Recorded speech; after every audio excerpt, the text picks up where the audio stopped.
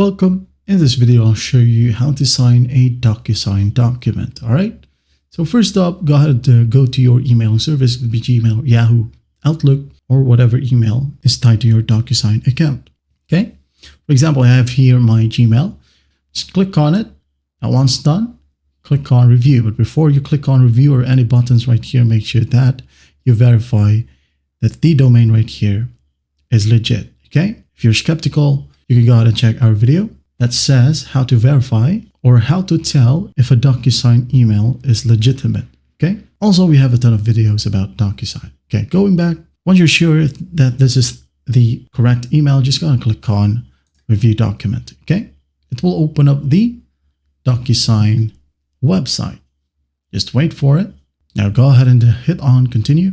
There, and here just go ahead and scroll all the way down until you find which fields you need to sign or add in details. Okay. For example, this one, as you can see. So the company right here already signed. So I'm just going to go ahead and add in my sign right here.